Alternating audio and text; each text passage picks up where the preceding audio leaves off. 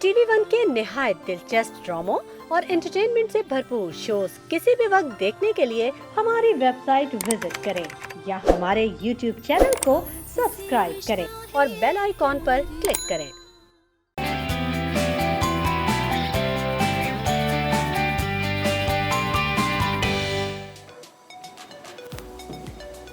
अस्सलाम वालेकुम and good morning. मैं हूं अलवीना आगा। मुस्कुराती मॉर्निंग में आपको खुशामदीद कहते हैं। आज के प्रोग्राम में हमने जो मौजू रखा है वो ख़ास तौर पर उन ख़वातीन के लिए हैं जो एक्सपेक्ट कर रही होती हैं और प्रेग्नेंट ख़वातीन के लिए हमने ये मौजू रखा है जिसमें वो अपनी केयर के हवाले से जान सकती हैं। वो ये तमाम तर जो मराहिल से गुजर रही होती हैं उनके लिए बहुत सख्त ज़रूरी है कि वो इस पूरे फिनोमिनन को समझे भी, क्योंकि हमने बाज़ औक़ात ऐसा देखा है कि माएँ जब इस फेज़ से गुजर रही होती हैं, ख़ास तौर पर यंग मदर्स की मैं बात कर रही हूँ, तो वो एक स्ट्रेस में होती हैं। उनकी जो कंडीशन होती है, कुछ माएँ जो हैं उसको एंजॉय ठीक से नहीं कर पाती अपने इस फेज़ को, क्योंकि वो काफ़ी इमोशनल भी होती हैं, घबराई हुई भी होती हैं और उनको खौफ भी होता है बहुत सारी चीज़ों को लेकर। उनको अपने अनबॉर्न चाइल्ड यानी इस दुनिया में आने वाले बच्चे का भी बहुत ज़्यादा गम होता है। वो उसके हवाले से भी बहुत ज़्यादा कंसर्न होती है कि सही सलामत उनका बच्चा पैदा हो, और अपनी सेहत के साथ साथ वो अपने से ज़्यादा, ख़ुद से ज़्यादा जो है वो अनबॉर्न चाइल्ड का सोचती हैं। बहुत सारी चीज़ों में वो एहतियात बरतती हैं कि ये खाना है, ये नहीं खाना, ऐसा करूँगी तो मेरे लिए दुरुस्त होगा और ऐसा करूँगी तो दुरुस्त नहीं होगा। इस तरह कुछ मिथ्स भी हैं इस पूरे सिनेरियो में, जहाँ पर कुछ ऐसी चीज़ें होती हैं जो कि उनके लिए बुरी नहीं होती, लेकिन उनको लगता है कि शायद उनके लिए चीज़ें बुरी हैं। उनको भी प्रोग्राम में डिस्कस करेंगे कि फ़ैक्ट्स क्या हैं और कौन सी ऐसी चीज़ें हैं जो कि मिथ्स हैं या फिक्शन से जुड़ी हैं जिनको एसोसिएट कर लिया गया है, और कुछ और भी इसके ऊपर डिटेल गुफ्तगू करेंगे, क्योंकि एक ऐसा इमोशनल फेज़ है किसी भी औरत का जिसमें वो बहुत सारी तकालीफ से गुजरती है। ये सिर्फ़ और सिर्फ एक 9 महीने की तकलीफ़ नहीं होती, लेकिन इसके बाद की भी तकलीफ़ होती है। बच्चे को रेज़ करना तो एक है पूरी एक स्ट्रगल, लेकिन इसके साथ साथ जो पोस्टपार्टम डिप्रेशन होता है वो भी बहुत ज़्यादा इसके साथ एसोसिएटेड होता है। जो प्रेगनेंसी के बाद का जो डिप्रेशन होता है वो इसलिए टेक्निकली इसको इसलिए डिप्रेशन का नाम दिया गया क्योंकि जिस तरह मैंने कहा कि ख़वातीन घबरा जाती हैं, क्योंकि वो एक तकलीफ़ से तो गुजर रही होती है, लेकिन साथ साथ उनको मेंटल स्ट्रेस भी होता है कि वो कैसे बच्चे को रेज़ करेंगी, बच्चे की सेहत कैसी होगी, बच्चा किस तरह पैदा होगा, और ये तमाम तर चीज़ें जो है वो सोचकर कहीं ना कहीं बहुत ज़्यादा घबरा जाती हैं। जी, सबसे पहले तो अस्सलाम वालेकुम आप सबको, और आई होप आप सब खैरियत से होंगे, हंसते मुस्कुराते होंगे। जनाब, हम सब जानते हैं कि औलाद अल्लाह की तरफ से मखलूक के लिए एक तोहफ़ा है, और मैं आपसे ये बात शेयर करना चाहूँगी कि कुछ प्रेगनेंसी में ऐसे फैक्ट्स होते हैं, ऐसी कुछ टिप्स होती हैं जो मैं चाहूँगी कि मैं आपके साथ शेयर करूँगी। डेफिनेटली जब एक माँ इस फेज़ में आती है तो बहुत से उसके अंदर बॉडी में चेंजेस आते हैं, सिर्फ बॉडी में नहीं, उसके ओवरऑल सेंसेस में भी चेंजेस आते हैं। आप ये देखिए, प्रेगनेंसी के कुछ फैक्ट्स हैं, अगर हम यहाँ पे देखें तो आपको पता है सबसे ज़्यादा तवील प्रेगनेंसी का टाइम ड्यूरेशन जो है वो 375 दिन है और 10 दिन, यानी कि 1 साल और 10 दिन सबसे ज़्यादा तवील। एक नॉर्मल पीरियड जैसे हम समझें प्रेगनेंसी का जो एक डिलीवरी का टाइम होता है बच्चे का, वो 9 महीने का होता है, लेकिन ये एक रिकॉर्ड है कि सबसे तवील प्रेगनेंसी जो है वो 1 साल और 10 दिन की होती है। उसके बाद अगर हम सेकंड फैक्ट मैं आपको बताना चाहूँ कि प्रेगनेंसी के दौरान, यानी कि जब एक औरत प्रेग्नेंट होती है तो उसकी सूंघने की सलाहियत बढ़ जाती है। उसको हमने सुना होगा ना हर जगह ये कि रोटी की स्मेल से प्रॉब्लम हो रही है या सब्ज़ी अच्छी नहीं लग रही है, उसकी स्मेल से हमें इरिटेशन हो रही है, तो ये सब इसलिए होता है कि हमारी सूंघने की सलाहियत जो है वो थोड़ी ज़्यादा बढ़ जाती है। और तीसरा जनाब, नाइजीरिया में जो है वो हाईएस्ट नंबर है ट्विन्स बेबी पैदा होने का वर्ल्ड में, यानी कि नाइजीरिया में सबसे ज़्यादा ट्विन्स बच्चे जो हैं वो पैदा होते हैं। और उसके बाद हम बात करें कि आपको पता है ये बहुत ही क्यूट सी बात है कि आपको पता है माँ के पेट में यानी कि वूम में बच्चा ख्वाब देख सकता है, तो इसीलिए कहते हैं ना हमेशा अच्छा अच्छा सोचें, अच्छा अच्छा करें, कि आपके पेट में बच्चा ख्वाब देख रहा है और जैसा आप महसूस करेंगे बच्चा आपका वैसा ही महसूस करता है। और आपको ये तो हम सबको ही पता है कि बच्चे के जिस्म में हमसे ज़्यादा हड्डियाँ होती हैं। और आखिरी जो फैक्ट है मैं आपको बताना चाहूँगी कि दुनिया का सबसे ज़्यादा मैं कहूँगी कि हैवी बेबी, जो हैवीएस्ट बेबी है वो 22 पाउंड्स का है, यानी कि अराउंड 11 केजी। सोचें 11 केजी का बच्चा वर्ल्ड में सबसे, अमूमन क्योंकि सुनने में हमें आता है कि 12 पाउंड का बच्चा हुआ है, 13 पाउंड का बच्चा हुआ है, हमारे अपने ख़ानदान में देखा जाता है, लेकिन 11 केजी का बच्चा, तो ये एक बहुत बड़ा टाइम है जनाब। हम जो है और मज़ीद इन सब चीज़ों के बारे में बात करेंगे आपसे, तो जी कुछ और भी हमारे पास यहाँ पर फैक्ट्स मौजूद हैं, क्या हम दिखा सकते हैं जिनके ऊपर हम बात कर रहे हैं? ठीक है, क्विकली ब्रेक पर जा रहे हैं, लेकिन मैं चाहूँगी कि आगे हैं हमारे पास और यहाँ पर जो है आप देख सकते हैं यहाँ पे कुछ फैक्ट्स मेंशन हैं, कुछ फिक्शन भी मेंशन है।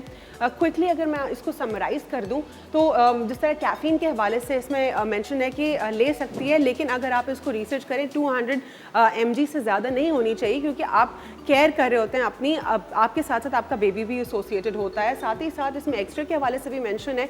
एक्सरे इसमें कहा गया है कि प्रेफरेबली कोई प्रॉब्लम नहीं होता, लेकिन डॉक्टर्स इसको कहते हैं कि जब रिक्वायर्ड हो और डॉक्टर की प्रिस्क्रिप्शन पर सिर्फ तब किया जा सकता है, क्योंकि आपने अपना ख्याल रखना होता है खुद से भी ज़्यादा। साथ ही साथ सुशी के हवाले से मेंशनड है कि सुशी जो कि रॉ फिश होती है वो नहीं खाई जा सकती, क्योंकि वो पैरासाइट्स को जो है बना सकती है। एक ब्रेक पर जा रहे हैं और ब्रेक के बाद प्रोग्राम का सिलसिला जारी रखेंगे आफ्टर शॉर्ट ब्रेक।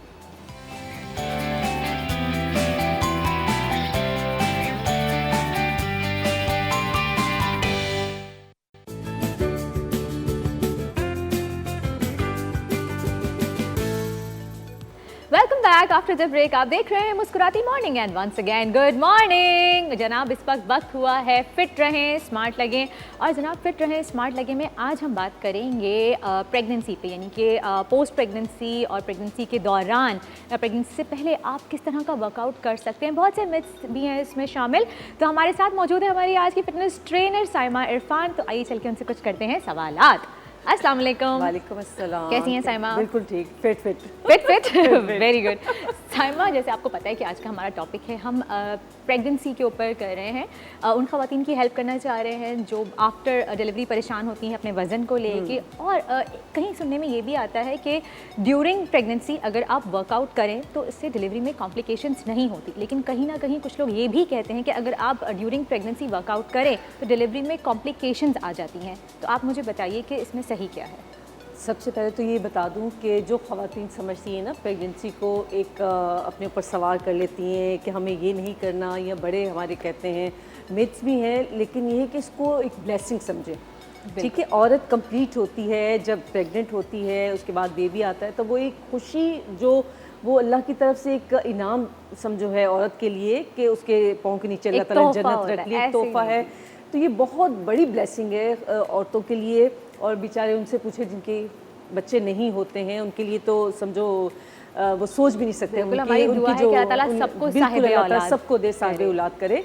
तो मैं बता दूं कि ये वाकई मिथ्स हैं। पहले ज़माने में होता था कि हम जो है हमारे बड़े थे, ये नहीं काम करें, वो नहीं काम करें, और ज़्यादा भाग दौड़ नहीं करें, ये हो जाएगा मसला, वो हो जाएगा। काम का जो फॉर्मेट था वो अलग था, आज की तरह हल्का फुल्का या आसानियां नहीं थी। बिल्कुल, उस ज़माने में खाना पकाना भी बहुत बड़ी स्ट्रगल थी, घर की सफाई भी बहुत बड़ी स्ट्रगल थी।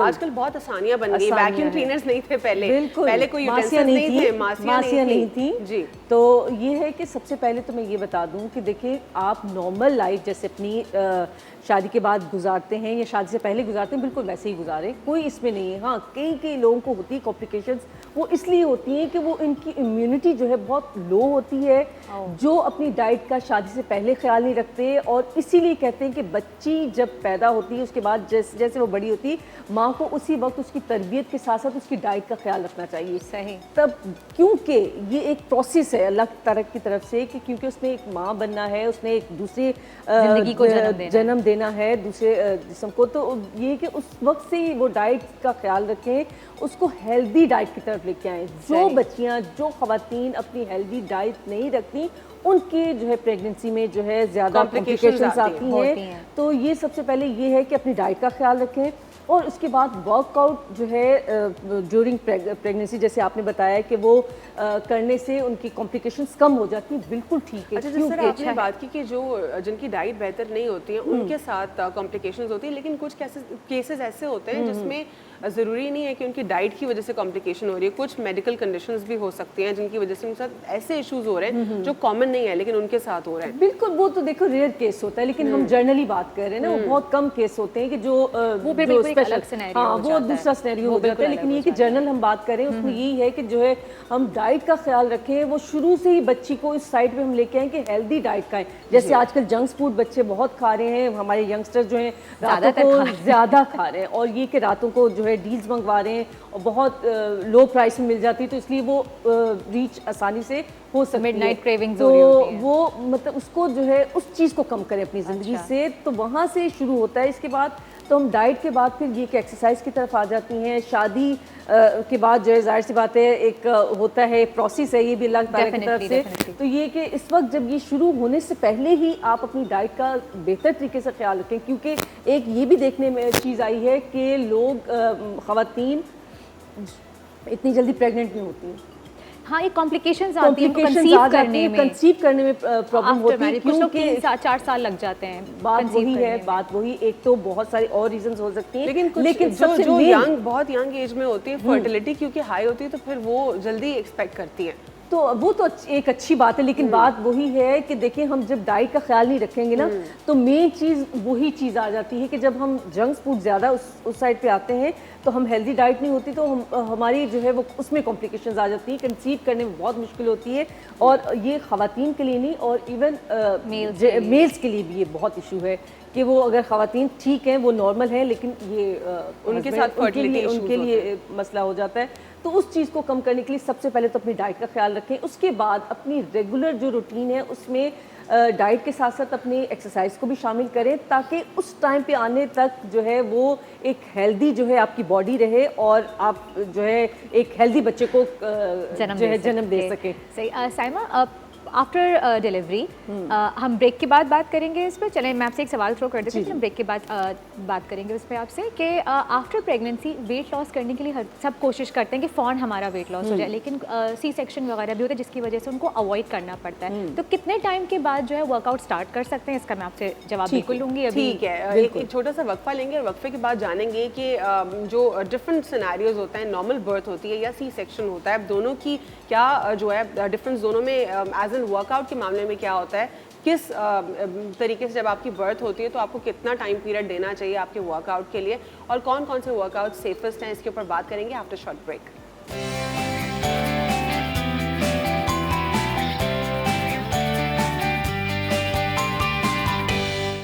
Welcome back after the break. आप देख रहे हैं मुस्कुराती मॉर्निंग, और हम आपको सिखा रहे हैं कि ड्यूरिंग प्रेगनेंसी आप कौन सा वर्कआउट कर सकते हैं, या फिर आफ्टर प्रेगनेंसी अगर नॉर्मल डिलीवरी है या फिर आपका जो है वो सी सेक्शन हुआ है, तो कितने अरसे बाद आप जो है वो वर्कआउट स्टार्ट कर सकते हैं, और ये आपको बताएंगे हमारी फिटनेस एक्सपर्ट। तो साइमा, आप अपनी जगह ले लीजिए फ़ौरन से। ठीक है ठीक है ठीक है जी जी। तो सबसे पहले आप बताइए, आप किसके लिए बता रही हैं हमें ड्यूरिंग प्रेगनेंसी? जी, ड्यूरिंग प्रेगनेंसी, और ये कि जैसे मैं बैठी हुई हूँ, ठीक है, लेकिन जो प्रेग्नेंट ख़वातीन है वो ऐसे नहीं बैठेंगी, नीचे कोई कुशन नीचे रख के बैठेंगी, ठीक है, ताकि आपको अंदाज़ा हो सके, क्योंकि प्रेशर ऐसे बैठने से प्रेशर आएगा। सही, ठीक है। जब ये कुशन उनके नीचे होगा तो आप खुद फील करेंगे कि आप उनका बैलेंस हो जाएगा, ठीक है। तो इसमें ये कि यहाँ इस तरह से बैठते हुए कोई सा भी आसन कर सकती हैं। सबसे पहले तो आप इस तरह से बैठें, अपने आप को बहुत रिलैक्स रखें, क्योंकि प्रेगनेंसी में जितना आप रिलैक्स होंगे आप उतना अच्छा फील करेंगे और आपके बेबी पे बहुत अच्छा असर पड़ेगा, ठीक है। उसके साथ जैसे आपने बताया, पूछा कि प्रेगनेंसी के दौरान क्या अगर कॉम्प्लिकेशंस ना हो तो उसके लिए हमें कौन सी एक्सरसाइज करनी चाहिए। सबसे पहले तो मैं हाँ, और ये मंथ भी बता देंगे कितने मंथ बाद आपने स्टार्ट करनी है, क्योंकि ये एक बहुत इंपॉर्टेंट फैक्टर है। 4 मंथ्स के बाद, नॉर्मल डिलीवरी में ये है कि 4 मंथ्स के बाद आप जो है अपनी एक्सरसाइज स्टार्ट कर सकते हैं, और वो भी लाइट सी अपनी लेग्स की एक्सरसाइज कर लें। अभी जो मैं बता रही हूँ ये बैठ के, खड़े होकर भी मैं बताऊंगी, लेकिन ये है कि आप 4 मंथ्स के बाद आप लाइट सी एक्सरसाइज, स्ट्रेचिंग वगैरह आप कर सकते हैं, लेकिन ये कि टमी की कोई नहीं कर सकते आप, ठीक है। और अब मैं बताती हूँ आपको, और आफ्टर डिलीवरी के बाद भी जो एक्सरसाइज आप तकरीबन अगर नॉर्मल डिलीवरी है तो आप 1 मंथ के बाद आप कर लें, लेकिन वही बात है कि आप टमी की एक्सरसाइज अभी फिल वक्त नहीं करेंगे। टमी की आपने आफ्टर 6 मंथ या 3 मंथ ये डॉक्टर से आप कंसल्ट करके उनसे पूछ के फिर आपने अपनी एक्सरसाइज स्टार्ट करनी, टमी वाली एक्सरसाइज नहीं करनी। लेकिन 1 मंथ के बाद आप स्ट्रेचिंग कर सकते हैं, अपनी आर्म्स की कर सकते हैं, अपनी थाइस की, लेग्स की आप कर सकते हैं, ठीक है। तो मैं आपको अभी मैं बताऊँगी ड्यूरिंग प्रेगनेंसी आप कौन सी एक्सरसाइज कर सकते हैं। यानी सिर्फ आपको लोअर ठीक पर है? फोकस रखना है, बिल्कुल सिर्फ लोअर पर ही आपने जी, काम लोअर करना पर है। भी लोअर पर ही फोकस रखना है। ठीक है, सबसे पहले तो मैं ये बता दूं, ये है बटरफ्लाई पोज। ये पोज है, वैसे तो खैर मैंने शूज़ पहने हुए, लेकिन आप लोग शूज़ नहीं पहनिएगा। दोनों हाथ ऐसे रखेंगे, ठीक है, और अपने ये नीज़ को इस तरह से जैसे बटरफ्लाई ओढ़ रही है, बिल्कुल ऐसा आप फील करेंगे। ठीक है, इससे क्या होगा कि आपकी लोअर पार्ट जो है आपका एक तो एक्टिव होगा, और उसके साथ क्या होगा कि आपकी प्रेशर नहीं आना चाहिए। जैसे मैंने कुशन रखा हुआ है तो उसमें आपको प्रेशर बिल्कुल फील नहीं होगा। आप करके देखिएगा, आपको अच्छा लगेगा जब आप ये वाला पोज करेंगी। ठीक है, तो आप खुद फील करेंगी कितना ज़बरदस्त आपको जो है आपकी एनर्जी जो है आपकी बूस्ट हो रही है ये वाला पोज करते हुए, और बहुत पॉजिटिव फील करेंगे और लाइट फील करेंगे। ठीक है, इसके साथ और ये भी आप 1 मिनट कर सकते हैं जितना आपके पास टाइम है, क्योंकि इसमें तो फर्स्ट प्रेगनेंसी में तो टाइम ही टाइम होता है आपके पास, जितना आप अपने आप को बस टाइम दे। वो इसलिए कि आप ये देखेंगे कि जो बच्चा मतलब जो ख़वातीन ड्यूरिंग प्रेगनेंसी एक्सरसाइज करती हैं या योगा या कोई भी एक्सरसाइज करती हैं, तो उनके बेबी में और दूसरे जो नॉर्मल बेबीज़ होते हैं जिनकी मदर जो है एक्सरसाइज नहीं करती, उनमें बहुत डिफरेंस होता है। ठीक है, तो आप ये कोशिश करें कि ज़्यादा से ज़्यादा इसमें एक्सरसाइज करें, अपने आप को एक्टिव रखें और पॉजिटिव रहें। ठीक है, इसी तरह से देखिए, वैसे तो खैर मैं ख़वातीन ऐसे ही बैठेंगी जो प्रेग्नेंट है, इसके ऊपर ही कुशन, ये बहुत हैवी है तो इसलिए मैं हटा रही हूँ इसको, लेकिन ये कि लाइट सा, ताकि आपकी जो है प्रेशर ना आए। इसी तरह से करते हुए हम क्या करेंगे कि ये देखिए, अच्छा, इस ऐसे वाले, हाथ रखते हुए इसमें क्या कोई अपर बॉडी के ऊपर प्रेशर नहीं होगा? नहीं, अपर बॉडी में तो खैर है, हम ये कि टमी का हम ख्याल रखेंगे। ठीक है, ना, सिर्फ टमी फोकस है कि वहाँ पे टमी प्रेशर जो ना है हो। उसमें प्रेशर नहीं आना चाहिए। आपके आर्म्स, क्योंकि हमें अपनी फिटनेस तो चाहिए, क्योंकि एक नॉर्मल प्रेगनेंसी में ख़वातीन का जो वेट होना चाहिए वो 12 to 15 जो है केजी ज़्यादा से ज़्यादा बढ़ना चाहिए। बहुत हद हो गया, बहुत जो माशाल्लाह शौकीन होती है खाने की तो 20 केजी बढ़ा सकती हैं। इससे ज़्यादा कोशिश करें अपने वेट को ना बढ़ने दें। ठीक है, तो ये देखिए, ये वाली एक्सरसाइज है, ये आर्म की है और आपकी साइड्स की ये मसल्स की है, ये देखिए, और आपकी थाइज, ये पूरी आपकी बॉडी कवर हो रही है। ठीक है, इस तरह से करते हुए फुल स्ट्रेच करेंगे, फुल स्ट्रेच। इसी तरह से दूसरी साइड, इसको भी आप काउंटिंग के साथ कर सकते हैं, और जितना आप टाइम आपके पास है आप जो है 1 मिनट से स्टार्ट करें, आहिस्ता से इसको बढ़ाते जाएं। जितनी अपने आप को आप टाइम देंगे, यकीन करें, आप देखिएगा आपकी नॉर्मल जो है एक तो प्रेगनेंसी होगी, आप डिलीवरी होगी, और उसके बाद आप कोई कॉम्प्लिकेशंस आपकी ज़िंदगी में नहीं आएंगी इसी दौरान। ठीक है, इसके साथ साथ अपने आर्म्स को भी आप जो है स्ट्रेचिंग, जितना स्ट्रेच करेंगे, ठीक है, अपने लेग्स को भी इसी तरह से बैठे हुए, ये देखिए, इससे स्वेलिंग वगैरह भी नहीं होगी जी, ना, बिल्कुल, स्वेलिंग वगैरह की इश्यूज हो जाते हैं, आपको स्टिफनेस फील होना जी, शुरू हो बिल्कुल, जाती है बॉडी में, बिल्कुल। और ये देखिए, नमनेस का एहसास जी बिल्कुल।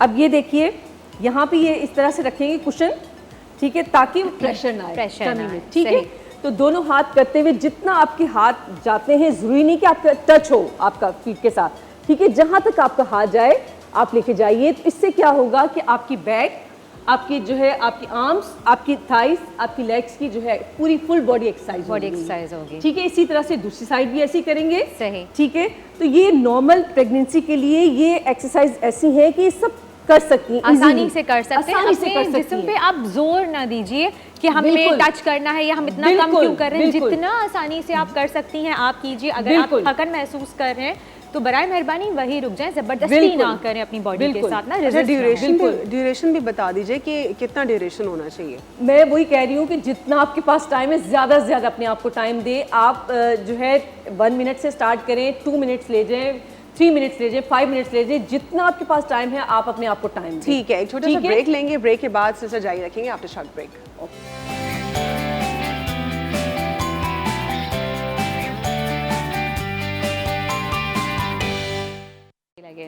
वेलकम बैक जना, वापस आ गए हैं हम ब्रेक से, और साइमा मजीद हमें कुछ वर्कआउट्स बता रही हैं, तो प्लीज़ आप बताइए। जी, चेयर तो देखिए सबके घरों में होती है, ठीक है। अगर ये नहीं भी है चेयर, तो हमारे पास काउंटर होता है किचन का, किचन के काउंटर में कर सकते हैं, लेकिन हम यहाँ पे आज चेयर यूज़ करेंगे। ठीक है, हम आज जो है ये प्रेग्नेंट ख़वातीन के लिए स्क्वाट्स हम करेंगे कि किस तरह से वो करें। दोनों हाथ ऐसे रखेंगे, ठीक है, हल्का सा अपनी बॉडी को नीचे लेके जाएंगे, लेकिन ब्रीथ इन ब्रीथ आउट आप करते रहें मुस्तकिल। ब्रीथ को आपने बंद नहीं करना, आपने इनहेल एक्सेल गहरी सांस लेनी है, इनहेल एक्सेल। नीचे जाते हुए आपने इनहेल करना है, ऊपर एक्सहेल नहीं, ऊपर इनहेल, अच्छा। नीचे जाते हुए एक्सेल करना है। इनहेल, टमी फुल आपने ऑक्सीजन से भर लेनी है, और एक्सेल।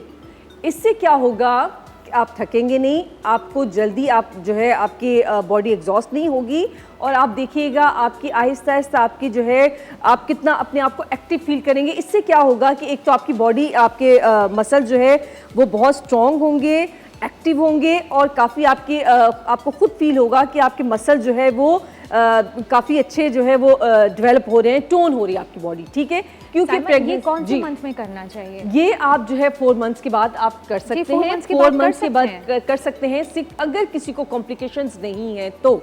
ठीक है, और ये कि 8 मंथ में भी आप जो है आप प्रेफरेबल लाइक 7-8 मंथ में आप जी 8 मंथ तक आप एक्सरसाइज कर सकते हैं आप। ठीक है, उसके बाद जो है डॉक्टर से पूछ के, मैं रेकमेंड नहीं करूंगी क्योंकि कुछ चीज़ें ऐसी होती हैं कि वो डॉक्टर ही बता सकते हैं।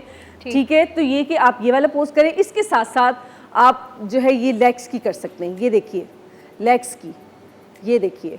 ठीक है, आपको खुद फील होगा कि आप लेग्स की भी कर सकते हैं। इसी तरह से आप अपने हाथ को भी कर सकते हैं, इस तरह से टच करते हुए। तो ये क्या है, आपकी फुल बॉडी एक्सरसाइज हो जाएगी, लेकिन कोशिश करें यहाँ आपको टमी पे प्रेशर ना आए। ठीक है, इसके लिए क्या है, आप अपनी बैक को स्ट्रेट रखेंगे, क्योंकि इसमें ये करते हुए अगर हल्का सा भी आपका पोस्चर ख़राब होगा, आप झुके हुए होंगे, तो आपकी बैक में पेन हो सकता है। ठीक है, तो कोशिश करें कि अपने बैक को स्ट्रेट रखिए, और अगर आपको प्रेशर आपको फील हो रहा है ये करते हुए एक्सरसाइज, तो एक हाथ ऐसे रखिए और एक हाथ अपनी टमी के इस तरह से नीचे रखेंगे प्रेशर देते हुए, और ये इस तरह से आप कर सकते हैं। ठीक है, इस तरह से, इसी तरह से दूसरी साइड पे ये इस तरह से। ठीक है, तो आपको खुद फील होगा कि आपको प्रेशर भी नीचे नहीं आ रहा आपका, और आपकी एक्सरसाइज भी बहुत अच्छी हो रही है। इसी तरह से दोबारा से फिर आप ये वाला स्क्वाट्स करेंगे। ठीक है, और ये जितनी एक्सरसाइजेज हैं ये आप घर पे इजीली कर सकते हैं, कहीं जिम जाने की ज़रूरत भी नहीं आपको पड़ेगी। ये देखिए जी, चलिए आप बताइए, इसके बाद मैं आपसे सवाल करूंगी ना। जी वाली एक्सरसाइज बताइए। जी, ये देखिए, ये स्टूल, ये तो चेयर है, लेकिन आपने इतनी ऊंची चेयर पे नहीं रखना, छोटा स्टूल है। ठीक है, या सोफा है, छोटा स्टूल है, उसके ऊपर दोनों हाथ रखते हुए ये देखें, ये नीचे नहीं जाना है, बस हाथ यूं यहाँ तक लेके जाना है। ठीक है, इससे क्या होगा कि ये भी आपके मसल्स को स्ट्रॉन्ग करेगा, आपके मसल्स को टोन करेगी। ये वाली एक्सरसाइज आपके आर्म्स के लिए, आपकी थाइस के लिए, आपकी हिप के लिए, ये पूरे आपके लेग्स के मसल्स को स्ट्रॉन्ग और टोन करेगी। ठीक है, इसी तरह से दूसरी साइड भी यही दोनों साइड से आपने करना है, एक साइड से कोई एक्सरसाइज नहीं कीजिएगा। यूजुअली ड्यूरिंग प्रेगनेंसी बैक में बहुत ज़्यादा पेन रहता है ख़वातीन के, क्योंकि जैसे जैसे आपके मंथ्स बढ़ते हैं आपके बैक में पेन रहने लग जाता है, तो उसके लिए कोई पॉस्चर, कोई एक्सरसाइज है आपके पास? बिल्कुल है, यही मैंने अभी जैसे बताया है कि अपने बैक को स्ट्रेट रखा करें, और जब भी आप बैठे हैं तो ये देखिए, जैसे मैं बैठी हूँ यहाँ पे, ठीक है, मैं बैठी हूँ तो बिल्कुल आपने ऐसे नहीं बैठना है। ये देखिए, ऐसे नहीं बैठना। ठीक है, ऐसे करके नहीं बैठना, बॉडी अपने ये कुशन रखेंगे पीछे हमेशा। और जिन लोगों को भी बैक का पेन होता है, सामने की तरफ थोड़ा सा होके दिखाएंगे या बैठ, ताकि स्ट्रेट पोस्चर जो है वो ये नजर आ देखिए। जाए। सही, ठीक है, जब भी आप बैठे, वैसे भी जिन लोगों को बैक का प्रॉब्लम है, ये तो हम प्रेग्नेंट खवातीन के लिए कर रहे हैं बात, लेकिन जिन लोगों को भी बैक का प्रॉब्लम है वो हमेशा पीछे कुशन रखें या कोई वजनी चीज़ रख के पीछे बैठें, सपोर्ट के बगैर नहीं बैठें।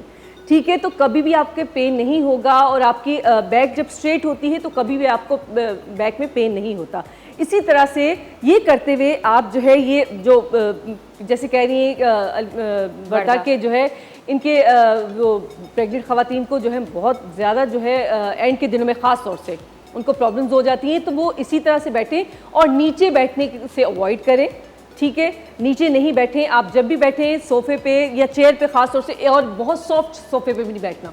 अच्छा, ये भी है, बहुत सॉफ्ट सोफे पे भी, और जो है आपके जो मैट्रेस सोफे पे बैठेंगी तो फिर बॉडी पोस्चर खराब हो जाएगा। बिल्कुल, यानी बॉडी पोस्चर का ख्याल रखना है, सपोर्ट रखनी है आपने। बिल्कुल। और इसके साथ साथ मजीद और भी कुछ चीज़ें अगर क्विकली आप बता दें। जी, बस यही इसका यही हल है कि आप अपने पोस्चर को सीधा रखें। अगर बैठे हैं इस तरह से बैठिए, और जब भी आप अपने आप को इस तरह से फील करेंगे ना कि बिल्कुल स्ट्रेट बैठे हुए हैं, तो कभी आपको बैक पे पेन नहीं होगा। और सोते हुए भी ख्याल रखें कि अपने जब आप सो रहे हैं तो एक तो करवट से लेटें और अपने बैक के पीछे की साइड पे ये आपने कुशन रखने हैं, सपोर्ट रखनी है, कुशंस रखने हैं, आगे की साइड भी रखने हैं, इवन अपनी लेग्स के बीच में भी रखने हैं। ठीक है, बहुत बहुत शुक्रिया प्रोग्राम में शिरकत करने के लिए। जो आपने वर्कआउट बताया काफ़ी बेनिफिशियल वर्कआउट है, प्रेग्नेंट वुमेन उसको ज़रूर कर सकती हैं। We are taking short break, will be right back.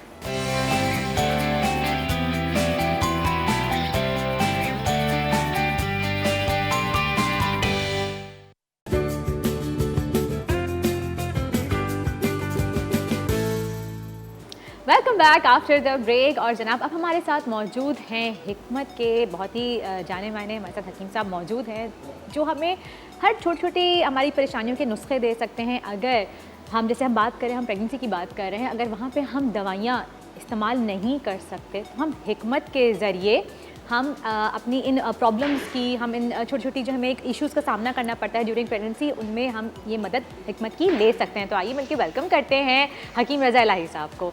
अस्सलाम वालेकुम। कैसे हैं आप हकीम साहब? अल्हम्दुलिल्लाह। बड़े दिनों बाद मुलाकात हुई आपसे। हाँ, काफ़ी दिनों के बाद हुई।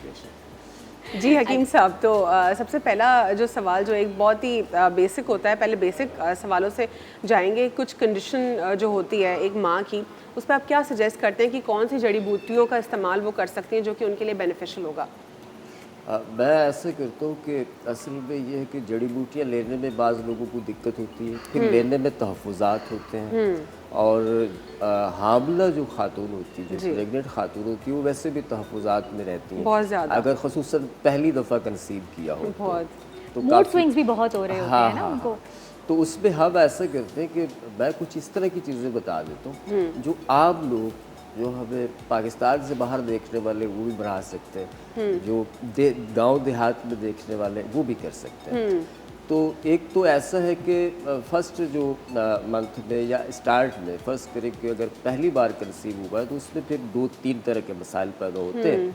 उनमें से ख़ुसूसन एक मसला होता है बीपी का लो होना, सर में दर्द रहना, दिल का मतली होना, मॉर्निंग सिकनेस, यानी कि सुबह उठते ही, ये मॉर्निंग सिकनेस बहुत ही एक कॉमन वर्ड है जो हामला खवातीन को इसका सामना करना पड़ता है बिल्कुल अर्ली डेज में। वोमिटिंग, चक्कर आना, कुछ खाया नहीं जाना, और बार बार जो है तबीयत का कभी लो रहना, भूख का कम हो जाना।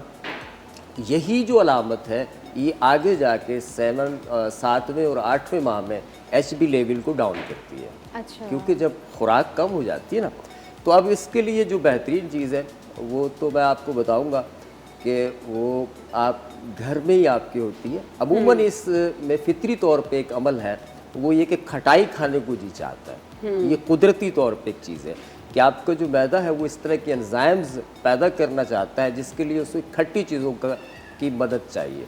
और ये अल्लाह ताला का निज़ाम है कि वो आपके निज़ाम में निज़ाम को इन दिनों में चेंज करता है, बॉडी चेंजेस पैदा हो रहे होते हैं। तो उसके लिए खट्टी चीज़ें अमूमन खाई जाती है। अब उसमें आप 5 दाने इमली के ले लें, 5 ले लें आलू बुखारे के, ठीक है, और इसमें थोड़ा सा हरा धनिया डाल लें और इसमें टमाटर डाल लें। अब आप इसको पीस लें, अब इसमें काली मिर्च डाल लें, थोड़ी सी इलायची डाल लें, एक सब्ज़ इलायची डाल लें, छोटी इलायची, छोटी सी। अब क्या होगा, इससे जो नोज़िया फील होता है, जो आपके जी मतलाता है, एक तो वो ख़त्म होगा, दूसरा भूख लगने का जो अमल है वो शुरू होगा। और जो ख़ुसूसन आप कह रही है सुबह के वक्त जो कैफियत होती है वो काफ़ी हद तक ठीक रहेगी। लेकिन ये याद रखें कि इसमें आप काली मिर्च का इस्तेमाल करें, ठीक है, हरी मिर्च का नहीं जी। और चटनी टाइप की बन जाएगी, चटनी टाइप की बन जाएगी। असल में काली मिर्च का इस्तेमाल इसलिए भी करना ज़रूरी है कि बाज़ जो ख़वातीन हैं उनको खटाई से डस्ट एलर्जी वगैरह के मसाइल भी होते हैं, मौसम भी चूँकि सर्द खुश्क है, तो काली मिर्च जो है वो इन चीज़ों की इस्लाह कर देती है। ठीक है हकीम साहब, जिस तरह ये तो आपने एक जेनेरिक रेसिपी बताई कि हर जो एक्सपेक्टिंग वुमेन है वो इसको ले सकती है, लेकिन अगर हम बात करते हैं कुछ पर्टिकुलर सेंसिटिव केसेस की जिनको कॉन्स्टेंटली 9 महीने तक वॉमिटिंग होती है और वो कुछ खा भी नहीं सकती हैं और जो भी खाती हैं वो वॉमिट आउट कर देती हैं, इस किस्म के केस में आप क्या सजेस्ट करेंगे?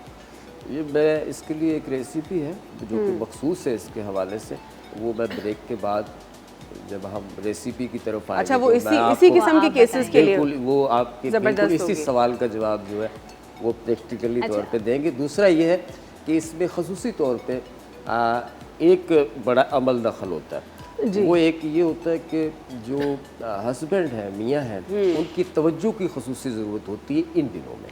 अच्छा, इसमें नफ्सियाती तौर पे भी काफ़ी सारे कम्प्लेक्स पैदा होते हैं। फिजिकली तो होते हैं, यानी खुराक के साथ नफ्सियाती कम्प्लेक्स भी जो होते हैं। अच्छा, यानी उस कम्प्लेक्स को दूर करने के लिए हस्बैंड का होना या हम खसूसन जो है उनकी ख़ास खसूसी तवज्जो की ज़रूरत होती है इन दिनों में। तो उससे कम्प्लेक्स जो होगा वो काफ़ी हद तक ख़त्म होगा और ये तबीयत सेंसिटिव हो जाती है कंसीव होने के बाद। अच्छा, ठीक है।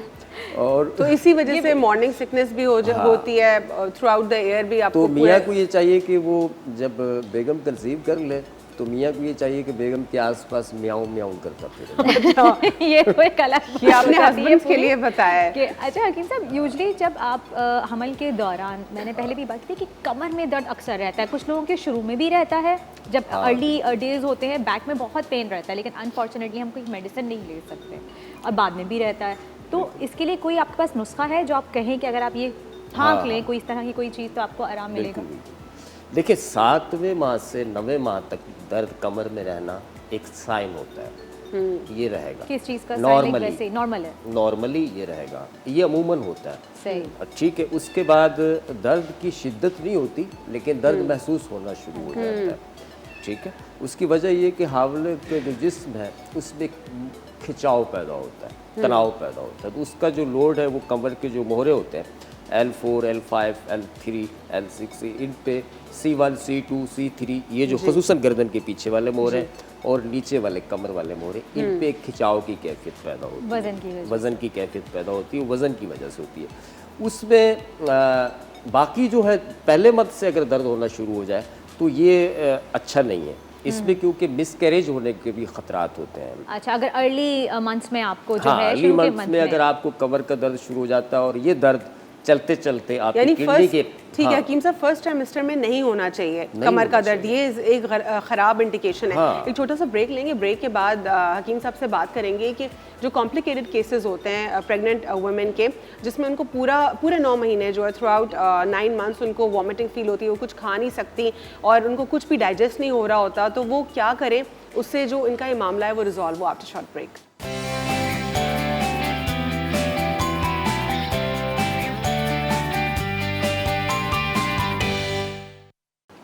जी जनाब, वापस आ गए हैं हम ब्रेक से और हम बात कर रहे थे हकीम साहब से कि हमल के दौरान 6ठे महीने के बाद भी ख़वातीन का हीमोग्लोबिन लेवल बिल्कुल गिर जाता है और इतना गिर जाता है कि उनको इंजेक्शंस की ज़रूरत पड़ती है।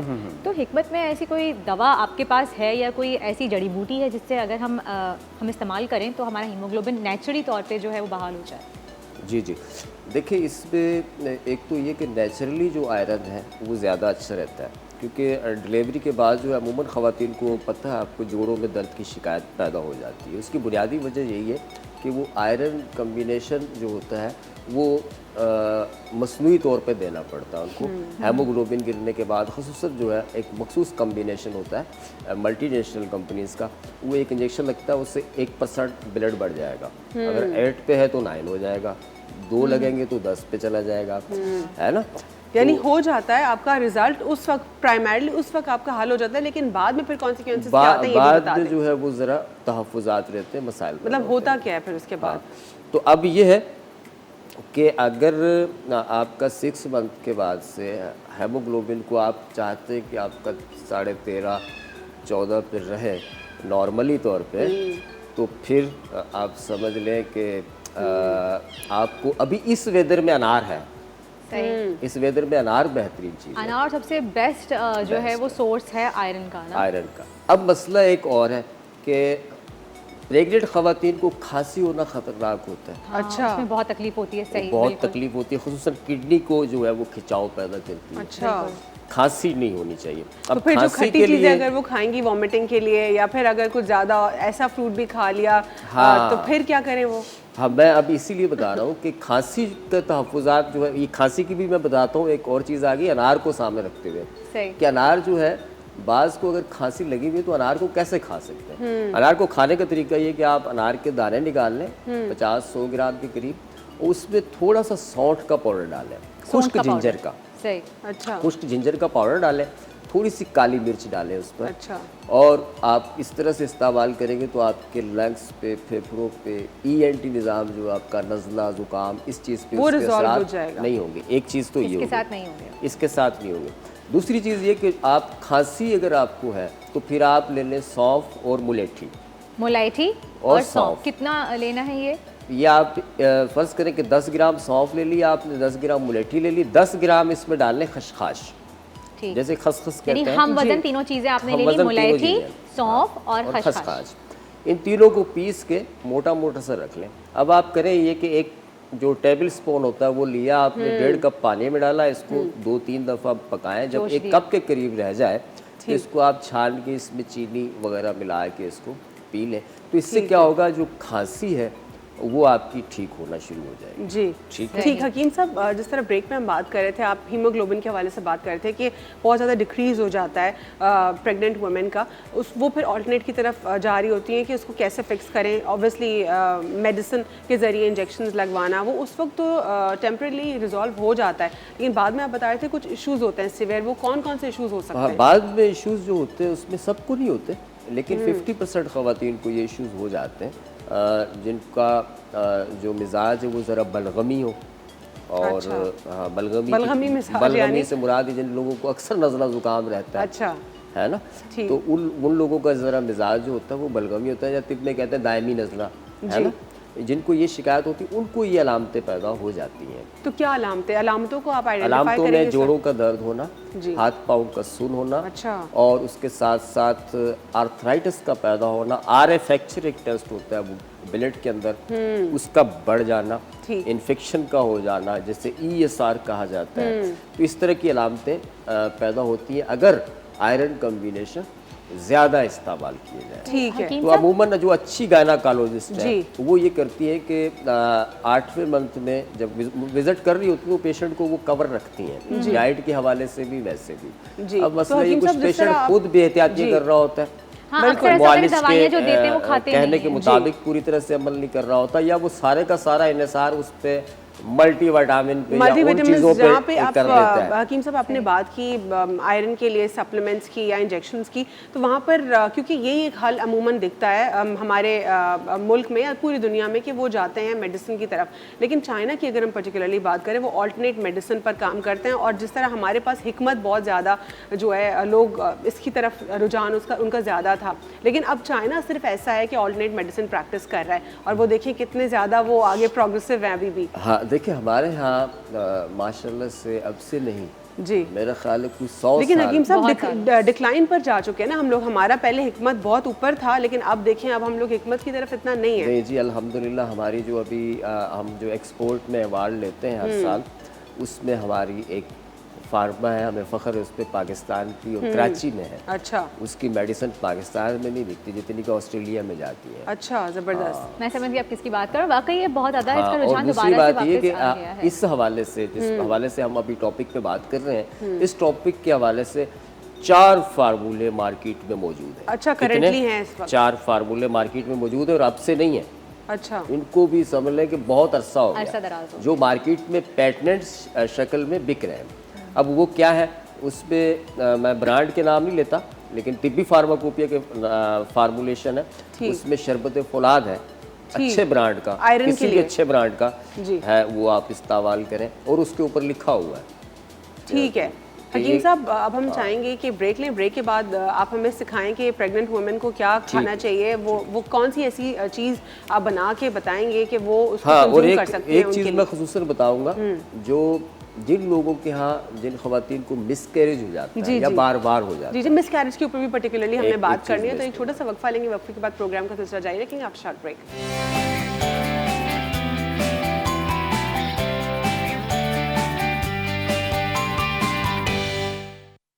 Welcome back after the break. आप देख रहे हैं मुस्कुराती मॉर्निंग, और अब हकीम साहब हमें बताएंगे कि कोई नुस्खा जिससे आप प्रेग्नेंट ख़वातीन जो हैं उनका पूरा दिन जो है बआसानी निकल जाए, उनको वोमिटिंग की कैफियत ना हो, उनको चक्कर ना आए, दिल ना मतलाए, तो आप बीपी शूट वगैरह ना हो। बीपी शूट, उसके लिए मैं अलग से बात करूँगी अच्छा, आपसे। अभी पहले आप ये मुझे बताइए कि वो मेरे बहुत से ऐसे सवालात हैं जो मैं करना चाहूँगी जो जी, हामिला जी, ख़वातीन के मेजर इश्यूज़ हैं।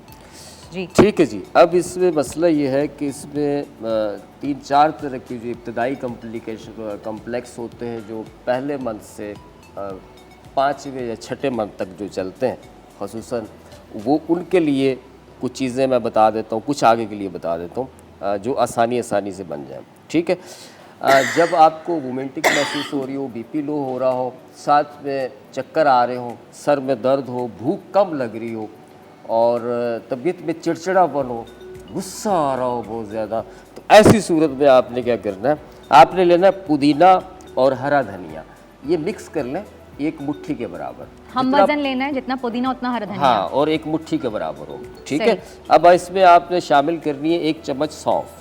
ठीक है। सही। और 3 दाने इलायची के, छोटी इलायची के, इसको तोड़ के इसका छिलका उतार दें। ठीक है। 1 मुट्ठी हमने पुदीना और हरा धनिया लिया, 1 चम्मच सौंफ ली, 3 हमने छोटी इलायची ले ली, उसके साथ हमने लेना है काला ज़ीरा 1/2 टीस्पून। ठीक है। और अनार अभी ताज़ा है, अभी मार्केट में मौजूद है, तो अनार से फ़ायदा उठाएं। कहते हैं अनार, एक अनार तो 100 बीमार, है ना, लेकिन अनार के फ़ायदे हैं बेशुमार। आप अनार के दाने निकालें, जितना आप ले सके 50-100 ग्राम, और फिर आप इन सब चीज़ों को कूटें, पीसें, पेस्ट बन जाएगा, चटनी बन जाएगी इसकी जायके वाली, खुशबूदार किस्म की। ये आप नाश्ते में, दोपहर में इसका इस्तेमाल करें, या जो कुछ भी आप खाना चाहें वो खाएं, लेकिन उसके साथ ये अपने दस्तरखान पर रख लें। यानी इसको एक डाइट में शामिल करना है अपनी, डाइट में शामिल करना ताकि है। आप खाना खा सके, वॉमिटिंग ना हो, कोई इश्यूज ना हो आपको फर्दर। हाँ, इसके साथ और भी दीगर बहुत सारे फ़ायदे हैं। यानी इसमें आपका लीवर अच्छा होगा, आपको ओमिपेराजोल नहीं खाना पड़ेगा, जैसे 40 mg 20 mg खाना पड़ती है, वो नहीं खाना पड़ेगी। और नोज़िया के लिए एक मखसूस टैबलेट होती हैं खाने के वाली, वो नाम जानते होंगे आपको, वो भी नहीं खानी पड़ेगी आपको। ठीक है। और इससे ये होगा कि आपकी भूख अच्छी होगी। रखा हुआ है हकीम साहब, क्या ये ऑप्शन है कि जब अनार का सीजन ना हो तो फिर आप हाँ, अगर जब अनार नहीं होता तो फिर हमारे यहाँ होता है अनारदाना। जी, है ना जी, ये अनारदाना है जो कि खुश्क मिल जाता है मार्केट से। फिर आप ये अनारदाना ले लेंगे 2 से 3 खाने के चम्मच, टेबल स्पून के बराबर। लेकिन जब तक ताज़ा अनार है आप इसको ताज़ा इस्तेमाल करें तो बहुत ही अच्छा। और हकीम साहब मैं चाहूँगी क्या वो भी बता दीजिए, जो ब्रेक में आप बता रहे थे कि जिन खवातीन को कहते हैं कि मिसकैरेज की शिकायत ज़्यादा रहती है, जिनकी बच्चेदानी कमज़ोर होती है, वो जी। अनार का हाँ, किस तरह से खाएं? अच्छा, बाज़ ख़वातीन ऐसी होती है कि उनको ऐसा होता है कि उनकी बच्चेदानी कमज़ोर होती है, उसके पस पर्दा जो अमराज होते हैं वो क्या होते हैं, उनमें क्या होता है, उनमें एक हड्डियों का कैल्शियम लो होता है, खून की कमी हो जाती है, बीपी लो होता है, इस तरह की कैफियत होती है। और वो अक्सर ऐसी बच्चियां या ऐसी ख़वातीन को कमर में दर्द, पिंडलियों में दर्द की शिकायत रहती है। ये मैं इंडिकेशन दे रहा हूँ, बीमारी आप समझ जाएंगी। ठीक है। अब इसमें करना ये है कि आपने अनार का छिलका लिया, इसको खुश्क किया, खुश्क करके इसको पीस लें, और इसमें आप शामिल करें कमरकस गोंद होता है, बाज़ार से मिल जाता है, 30 ग्राम, ये तो 30 ग्राम कमरकस शामिल कर रहे, और इसमें थोड़ी सी मिश्री शामिल कर लें, मिश्री शामिल कर लें, तो इसकी जो खुश्की होती है अनार के छिलके की वो नहीं होगी।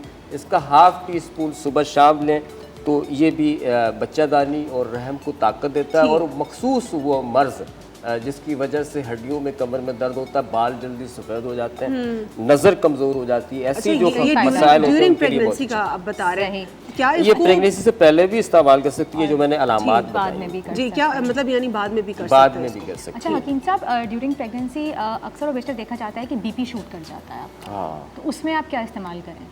जी, अब देखिए, अगर ड्यूरिंग प्रेगनेंसी के दौरान अगर बीपी शूट हो तो वो इंतहाई ख़तरनाक भी होता है। एक तो अपने बीपी को रीडिंग में रखना बहुत ज़रूरी है, रेगुलरली। आप मुसलसल जहाँ भी आपने आपने अपना नाम लिखवाया होगा किसी भी गायनेकोलॉजिस्ट के पास, उसके पास मंथली विज़िट तो लाजमी करें। ठीक है, कम से कम अपना बीपी वगैरह ये चीज़ें चेक कराते रहें। लेकिन अगर बीपी आपका शूट होता है या हाई रहता है, तो उस कंडीशन में आपने ये करना है, आपने लेना है ज़ीरा, सफ़ेद ज़ीरा घर में होता है, आधी चम्मच के करीब सफ़ेद ज़ीरा ले लें, और उसमें 1 छोटी इलायची डालें।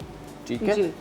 और हरा पुदीना मिल जाए तो वो एक थोड़ा सा काट के वो भी उसमें डाल लें, उसका जुशाना बना के और उसको छान लें, और छान के आप 1 या 2 पिंच के बराबर जो खाने का सोडा होता है, अच्छा, ये आपने इतना सा लेना है, 1 चुटकी, 1 चुटकी के बराबर। ठीक है।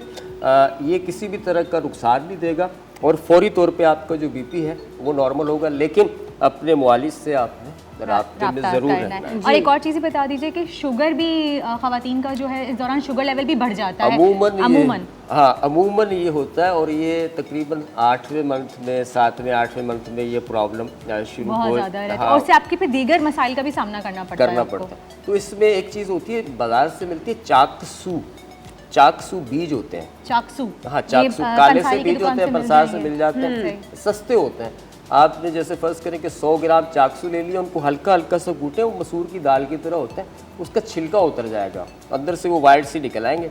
उनको पीस के पाउडर बना के और वो उसको रख लें आप। वो ½ टीस्पून अगर आप खाएं तो आपको शुगर, आपका थायराइड लेवल नॉर्मल रहेगा, थायराइड लेवल के लिए भी। हाँ, शुगर भी नॉर्मल रहेगी, और बॉडी के अंदर इंसुलिन लेवल जो है आपका वो मेंटेन। ठीक है, बहुत बहुत शुक्रिया हकीम साहब प्रोग्राम में शिरकत करने के लिए। ये जो आपने एक रेसिपी बताई ये बेनिफिशियल रही है, मतलब ये भी आपने बताया कि किस तरीके से 2 ऑल्टरनेट रेसिपीज़ हैं। ड्यूरिंग प्रेगनेंसी क्या ले सकते हैं, पोस्ट प्रेगनेंसी क्या ले सकते हैं, मिस कैरेज के इशू के लिए भी जो है उसको प्रोटेक्ट करने के लिए, ताकि मिस कैरेज ना हो, खा सकते हैं।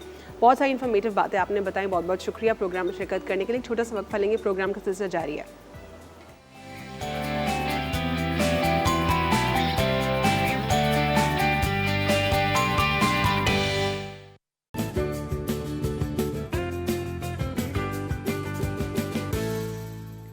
वेलकम बैक, वापस आ गए हैं हम ब्रेक से। और जैसे आपने देखा कि इस वक्त हुआ है हमारे सेगमेंट किचन क्वीन का, और आज चूँकि हम बात ही कर रहे हैं प्रेग्नेंट ख़वातीन पे, जो हामला ख़वातीन होती हैं, ज़िचकी के बाद के मसाइल या उस दौरान जो मसाइल का सामना हम करते हैं, तो उनमें हम कोशिश कर रहे हैं कि हम कुछ ऐसी आपसे साथ टिप्स एंड ट्रिक्स शेयर करें जिससे आप जो है वो फ़ायदा उठा सकें। तो जब बात ज़िचकी की आती है तो और किचन की बात आती है तो सबसे पहले फोकस होता है खिलाई पिलाई, कि आपकी खिलाई पिलाई अच्छी होनी चाहिए। तो आज हमारी किचन क्वीन जो आपके लिए लेके आई हैं वो है माथर, जिसे हम गुड़ पापड़ी भी कहते हैं। तो आइए सीखते हैं मुनीज़ा से। अस्सलाम वालेकुम। वालेकुम अस्सलाम। कैसी हैं मुनीज़ा? मैं बिल्कुल ठीक ठाक आपके सामने। अच्छा, माथर बना रही हैं आप? जी हाँ, आज मातर बना रहे हैं। इसको बहुत सारी लैंग्वेजेस में सुखड़ी भी कहते हैं, इसको गुड़ पापड़ी भी कहते हैं।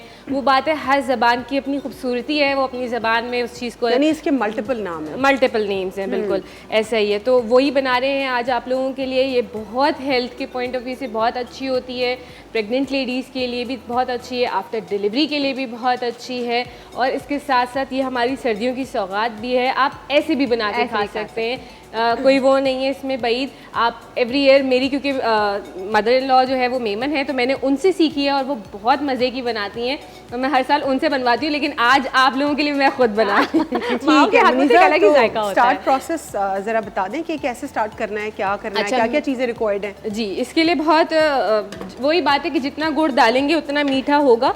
ठीक है, इसमें बादाम, पिस्ते, आप काजू भी डाल सकते हैं, जो भी आपके पास नट्स, ड्राई फ्रूट्स हैं वो सब आप इसके अंदर आप ऐड कर सकते हैं। मैंने क्या किया, इसमें सिर्फ बादाम पिस्ते लिए हैं फ़िलहाल, उनको मैंने रोस्ट करके यानी कि भून के, जब इसमें से अच्छी सी खुशबू आई, थोड़े से क्रंची हो गए, इनको निकाल लिया। ठीक है, 1 टेबलस्पून घी ऐड किया था। इसके साथ हम ले रहे हैं यहाँ पे 100 ग्राम, मैंने 100 ग्राम बादाम ली, 100 ग्राम पिस्ते लिए, गुड़ मैंने लिया है तकरीबन 500 ग्राम। आप कम और ज़्यादा कर सकते हैं अपनी मिठास के, जितना आपको मीठा पसंद है। ठीक है, और मैंने गुड़ को क्या किया कि यहाँ छोटे छोटे टुकड़ों में काट लिया। उसके साथ हमने लिया है गूंद, मैंने यहाँ 100 ग्राम लिया है, लेकिन बहुत से लोग होते हैं जिनको गूंद बहुत पसंद होता है और बहुत अच्छा भी फ्लेवर आता है इसका, तो आप तकरीबन 300 ग्राम तक जा सकते हैं इस रेसिपी की क्वांटिटी के हिसाब से।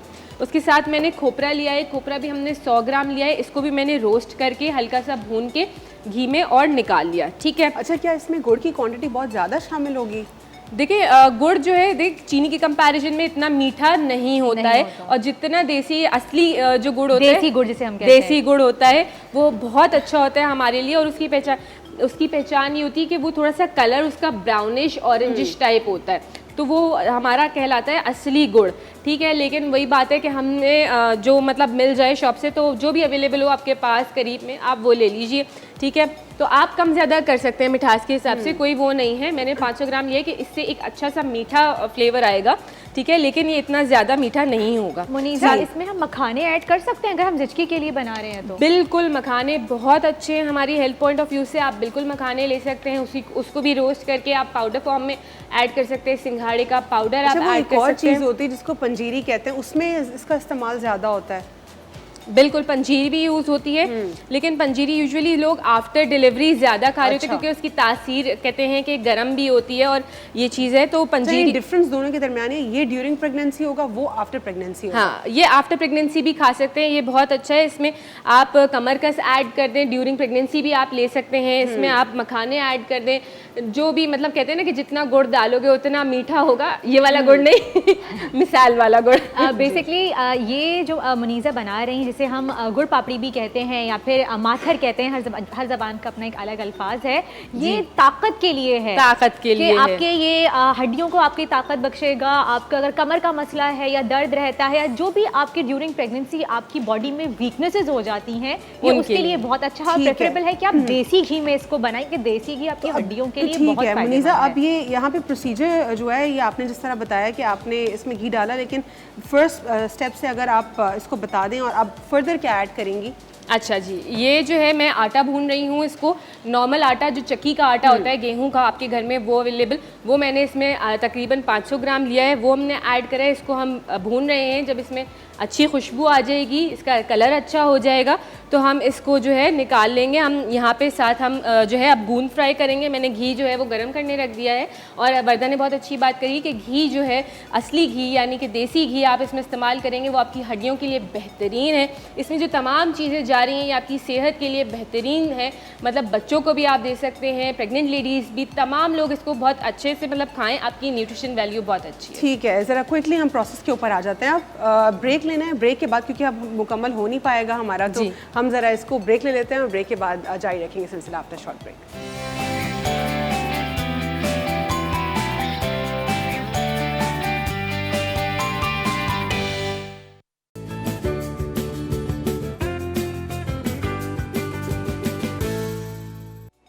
Welcome back after the break. आप देख रहे हैं सेहत का सवाल, और सेहत के सवाल में आज हम सवाल उठाएंगे प्रेगनेंसी के इश्यूज़ पे कि ड्यूरिंग प्रेगनेंसी कौन कौन सी कॉम्प्लिकेशंस का जो है वो हमें सामना करना पड़ता है और उसकी क्या वजूहात होती हैं। तो जनाब, इस बारे में बात करने के लिए हमारे साथ मौजूद हैं डॉक्टर प्रोफेसर यास्मीन नौमान, जो कि सीनियर कंसल्टेंट गायनेकोलॉजिस्ट हैं। अस्सलाम वालेकुम। वालेकुम अस्सलाम। कैसी हैं डॉक्टर? अल्हम्दुलिल्लाह। Welcome to the show.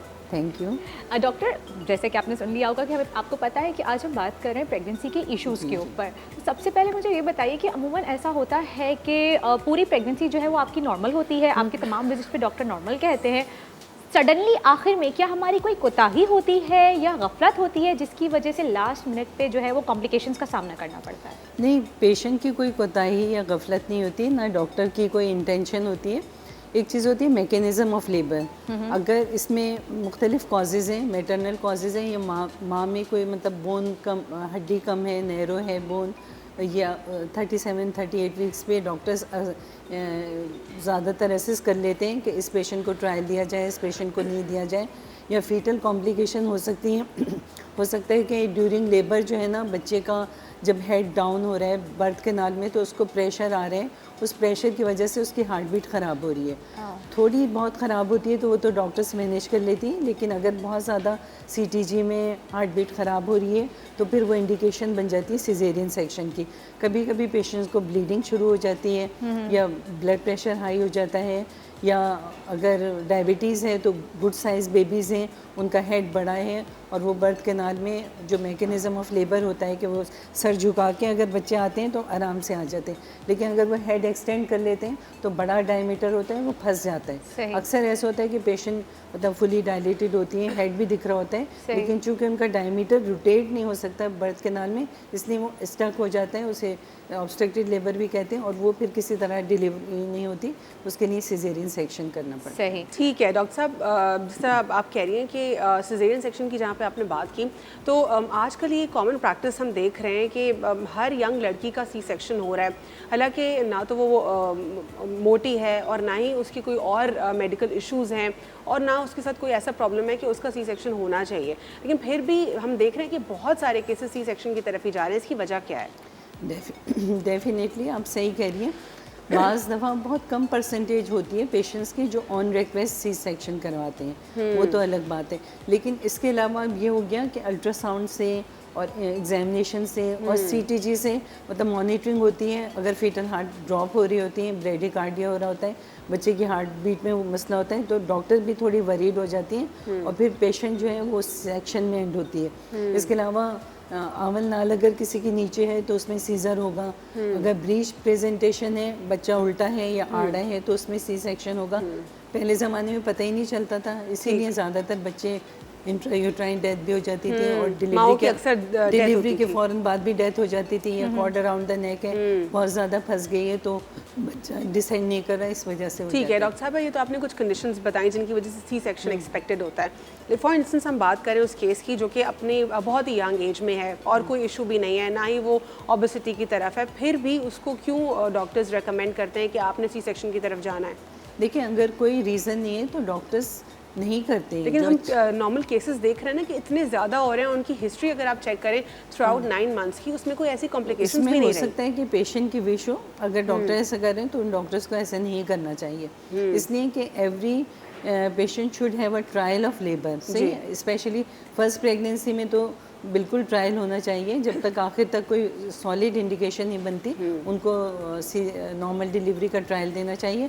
हाँ, अगर कोई ऐसी इंडिकेशन है कि सी सेक्शन की तो घर वालों को बता के उनकी काउंसलिंग करके फिर ठीक है, मैंने लेकिन नॉर्मल का ट्रायल देना चाहिए। जी डॉक्टर साहब, एक ऑस्ट्रेलियन डॉक्टर से भी मेरी इस पर बात हो रही थी और ओवरऑल हम फर्टिलिटी के ऊपर बात कर रहे थे, तो मैंने उनसे ये सवाल किया कि अगर आप कंपेयर करते हैं पाकिस्तान की हम बात करें, अनफॉर्चुनेटली बहुत ज़्यादा सी सेक्शन की तरफ केसेस जा रहे हैं और इंटरनेशनली उन्होंने बात की कि अभी भी इतना ज़्यादा नहीं है, वो मैटर करता है कि वो किस नौयत का केस है। उसके बाद मैंने उनसे जानने की कोशिश की कि आखिर कौन कौन सी ऐसी चीज़ें हैं या प्रैक्टिसेस हैं आपको लगता है कि ख़वातीन करती हैं तो वो सी सेक्शन की तरफ चली जाती हैं। अनफॉर्चुनेटली आपने तो कुछ मेडिकल टर्मिनोलॉजीज़ या कंडीशंस बताई, लेकिन कौन सी गलत प्रैक्टिसेस ख़वातीन करी जिसकी वजह से आपको लगता है कि सी सेक्शन हो सकता है, वो भी बता दीजिए। ख़वातीन कोई गलत प्रैक्टिस तो नहीं कर रही, ज़ाहिर है बच्चा पेट में स्मोकिंग होती है वो फिर भी नहीं क्विट कर रही होती, और कौन कौन सी ऐसी चीज़ें होती हैं? दूसरी डॉक्टर ने कहा था कि होता है, ऑस्ट्रेलियन डॉक्टर ने कहा अलग चीज़ है। स्मोकिंग की वजह से प्लासेंटा जो है नीचे आ जाता है, ठीक है, इसलिए उसको सप्लाई नहीं मिलती तो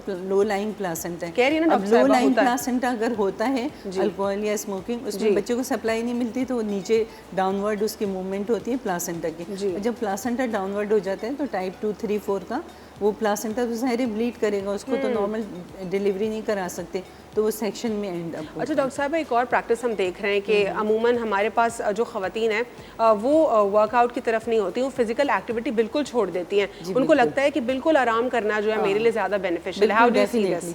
अक्सर तो ख़वातीन हमसे चुपके से आके कहती हैं कि बाहर सांस खड़ी हैं, उनसे कह दें कि इसको आराम की ज़रूरत है। मैं कहती हूँ नहीं, बिल्कुल आराम की ज़रूरत नहीं, सिवाय लो लाइंग प्लासेंटा, जिनका प्लासेंटा नीचे है, अगर वो एक्सेसिव एक्सरसाइज करेंगी, उठेंगी, बैठेंगी ज़मीन पे या काम करेंगे, सिर्फ उस केस में जो है ना पेशेंट को रेस्ट, अदरवाइज़ रेस्ट की ज़रूरत नहीं है। प्रेगनेंसी एक नॉर्मल फिजियोलॉजिकल प्रोसेस है, नॉर्मली हर कोई हर काम करता है। हम तो एंड तक अपने सी सेक्शन से 2 घंटे पहले हमने दूसरे का सी सेक्शन किया, तो हम लोग तो एक्टिव होते हैं। ठीक है, ख़वातीन खुद से ही बाहर जाके पता नहीं क्या कह देती है। ठीक है, बिल्कुल करेक्ट, यानी आप भी इस प्रैक्टिस को जो है बिल्कुल इंडोर्स नहीं करिए। एक छोटा सा ब्रेक लेंगे, ब्रेक के बाद गुफ्तगू का सिलसिला जारी रखेंगे आफ्टर शॉर्ट ब्रेक।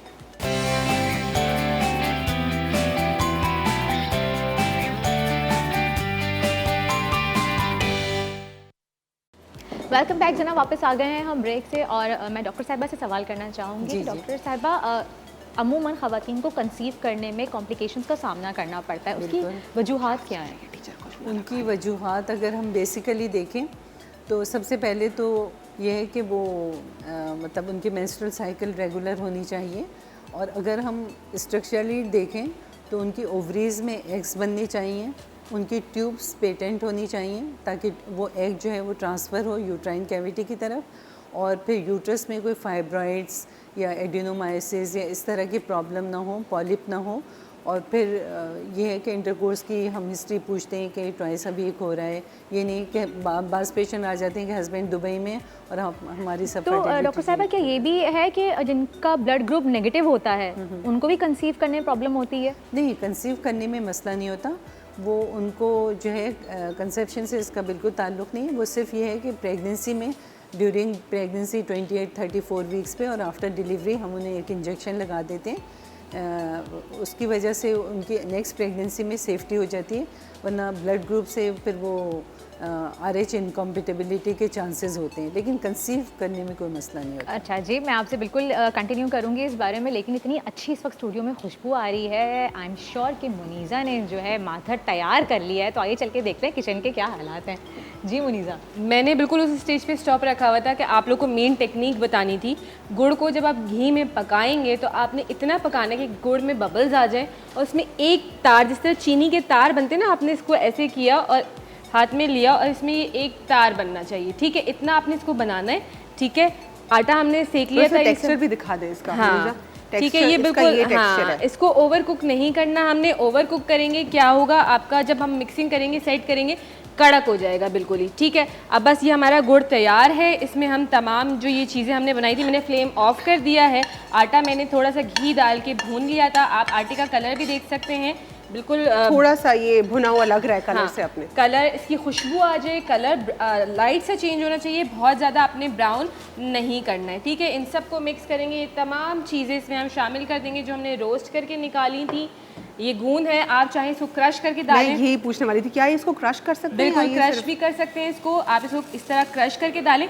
लेकिन ये मोटा मोटा थोड़ा ज़्यादा मज़े का लगता है, तो आप जो है इजीली क्रश हो रहा है जी, ठीक है। आप ये फ्राई करके हमने निकाल लिया था, कुछ भी इसमें नहीं करा, बहुत आसान है ये बनाना। और साथ में खोपरा भी हमने रोस्ट करके निकाला था, वो हमने इसमें शामिल कर दिया। इन तमाम चीज़ों को हम मिक्स करेंगे, थाल में डालेंगे और हमारा जो है वो मातर बिल्कुल तैयार है। थाल में डाल के इसको आप हाथ से प्रेस करेंगे ताकि कटिंग कर लें इसकी? जी हाँ, इसको फ़ौरन कटिंग कर लेंगे, वरना फिर ये बाद में जो है ना कटिंग नहीं होगी। मैंने देखिए छुरी भी यहाँ रखी है। कटिंग पहले करनी है ना, ड्राई होने का वेट नहीं करना। नहीं करना है। और मैंने थाल पे क्या किया है, मैंने घी लगा के जो है इसको छोड़ा ताकि जो है ये स्टिक ना हो। तो इसको मिक्सिंग करने का प्रोसेस बड़ा थोड़ा सा वो होता है, मुश्किल है। इतना मुश्किल नहीं होता, लेकिन जो है बड़ी वो हाथ में स्ट्रेंथ थोड़ा आपको सा लगानी चाहिए। जी, जान लगानी पड़ती है, फिर इसको खा के हम जान बनाते हैं। सही है ना, ऐसे ही होता है ना मर्दा? हाँ बिल्कुल ऐसे ही होता है। मेरे लिए पैक कर दीजिएगा प्लीज। ओके, देख खुशबू जब मिक्सिंग हो रही है गुड़ के साथ आटे की। और अच्छा, चूल्हा बंद है, मैं आपको ये बता दूं, चूल्हा हमने खुला नहीं रखा हुआ, ठीक है। इन तमाम चीज़ों को अच्छे से हमने मिक्स करना है, इस तरह प्रेस करना है एक दूसरे को।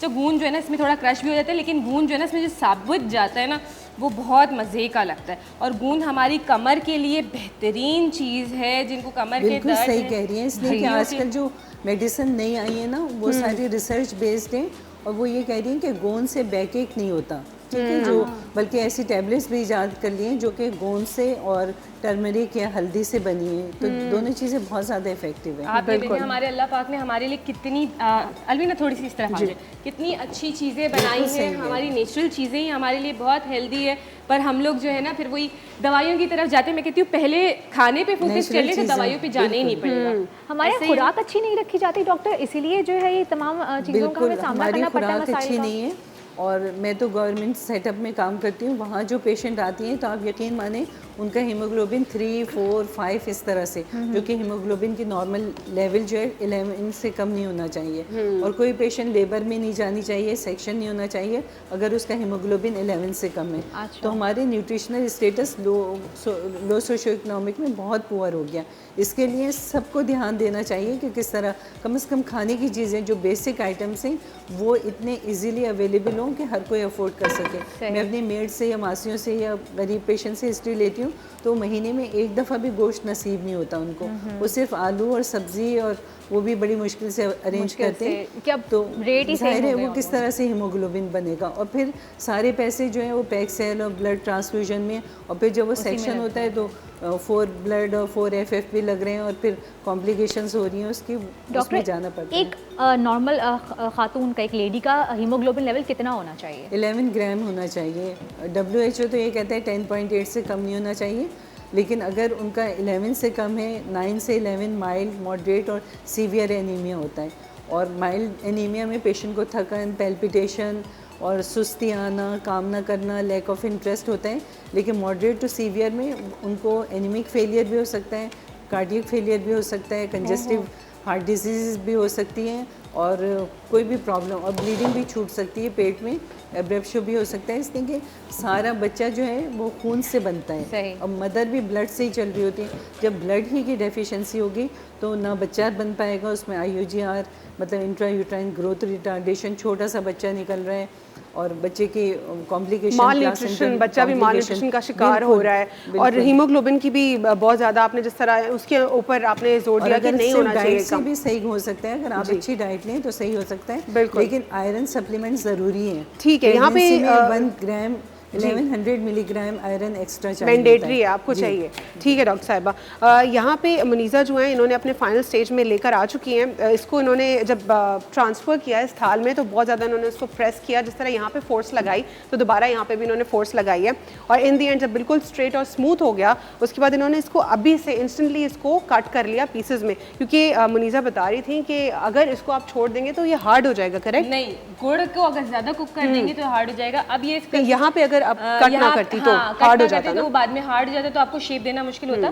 तो आप डायमंड शेप दे दें, जो भी दे दें। दूसरा, आपने इसको गरम गरम ही निकाल के थाल में फौरन सेट करना है। थाल में या जो भी ट्रे ले रहे हैं आप, उसके नीचे घी लगा दीजिए, इसको प्रेस कर दिया मैंने अच्छे से, उसके बाद मैंने इसको कट कर लिया। अब ये ठंडा होगा, आप गरम खाएं, ठंडा करके आप इसको स्टोर कर सकते हैं, ये खराब नहीं होगा। ठीक है, इसकी शेल्फ लाइफ कितनी? महीने, 2 महीने? 2 महीने 3 महीने, ये खराब नहीं होगा, आराम से आप इसको खाएं। ठीक है, बहुत बहुत शुक्रिया, और बहुत इसका अरोमा भी अच्छा लग रहा है, और अगर आप एक्सपेक्ट कर रही हैं तो फिर आप जरूर इसको ट्राई कर सकते हैं। एक्सपेक्ट नहीं भी कर रही तो ताकत के लिए, हेल्थ के लिए बहुत ठीक अच्छा है, लेकिन मॉडरेट रखेंगे ना, और फिर वजन बहुत ज्यादा बढ़ जाए। अलवीना एक क्वेश्चन कर रही थी कि इसमें जो घी हम ऐड कर रहे हैं तो ये क्या हमें मोटा करेगा? आप देसी घी ऐड कर दें, आपको मोटा नहीं करेगा। ठीक है, we are taking a short break and we will be right back.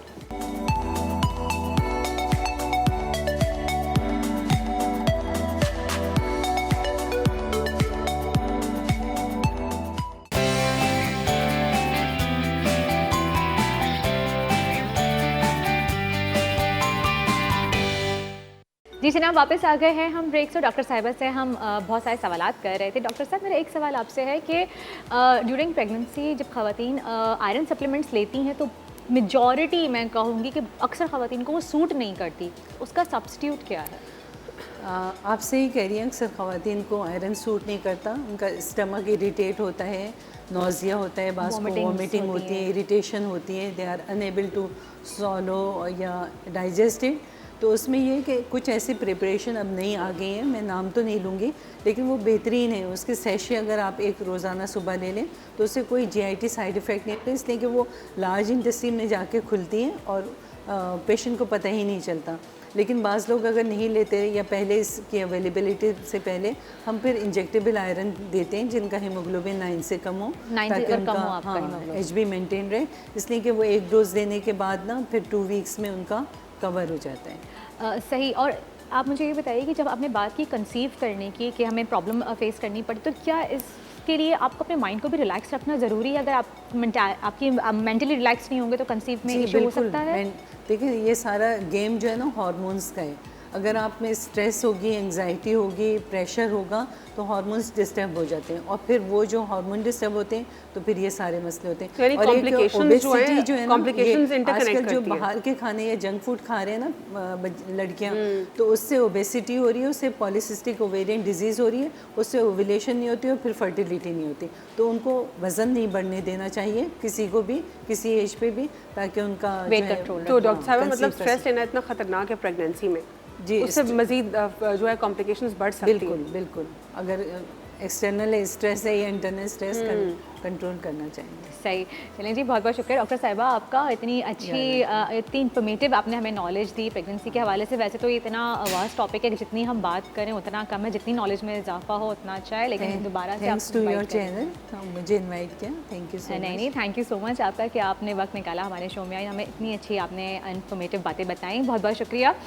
तो जनाब, आप को आई होप कि थोड़ा बहुत हमने आपको कहीं ना कहीं हेल्प आउट की हो प्रेगनेंसी के दौरान या प्रेगनेंसी के बाद के दौरान जो भी मसले मसाइल का सामना हमारी बहनों को करना पड़ता है। कहीं ना कहीं हमारी कोशिश होती है कि हम आपकी मदद कर सकें, आप फ़ायदा उठा सकें हमारी टिप्स से, हमारे एक्सपर्ट्स से। और जाते जाते एक बात कहना चाहूँगी, दुआ करना चाहूँगी बल्कि कि जैसा कि हमने देखा कल पाकिस्तान के कराची के कुछ इलाकों में जो है ज़लज़ले के झटके महसूस किए गए, तो अल्लाह ताला सब पर अपना रहम फरमाए, हमारे गुनाहों को माफ़ फरमाए, हम सबको अपने हिफ्ज़ व अमान में रखे, सबके लिए आसानियाँ पैदा करे। और हम सिर्फ माफ़ी मांग सकते हैं ताला से कि अल्लाह ताला हमारे गुनाहों को, हमारी आजमाइशों को कम कर दे, हमारे गुनाहों को माफ़ फरमा दे और हर जगह, पूरे मुल्क में, दुनिया में हर जगह खैर व आफियत रखे। इसी के साथ ही इजाज़त चाहूँगी आपसे आज के शो के लिए। कल मुलाकात होगी सुबह 9 बजे। अपना बहुत बहुत ख्याल रखिएगा। अल्लाह हाफ़िज़।